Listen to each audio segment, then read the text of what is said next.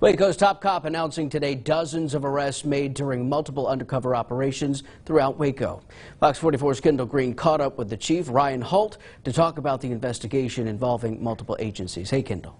Hey, Adam. The chief shared today that 17 arrests were made in that undercover operation that lasted months long, and he said that more arrests could be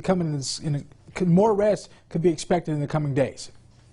The fact that you have, we've got nearly 24 suspects just at the local level in this operation. We've already had 17 arrests today.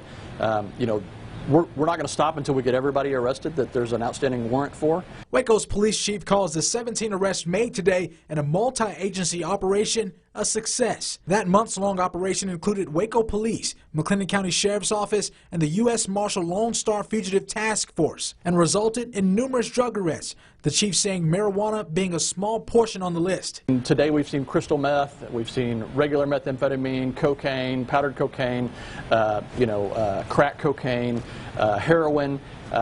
We're not immune to much in Waco. We're seeing the same trends that other people are seeing around the country. Holt tells us the operation was not just in response to the spread of narcotics throughout the community, but a method to dampen violent crimes that often relate to drug activity. When we see people shot or hurt in some way, both the suspects and the victims in these crimes, it's tied to violent crime. He shared that the department arrested several people accused of open-air drug dealing. He explained the term. So open air is literally folks standing on the street corner or on the curb selling narcotics to people either walking by, bicycling by, scootering by, or driving by in a car.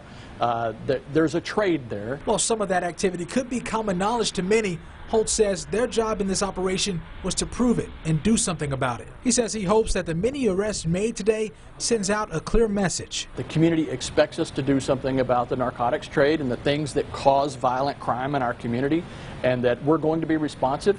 We're not going to stand on our laurels of a 20-year decline in violent and nonviolent crime, that we're going to continue to try to make Waco an even better place to live.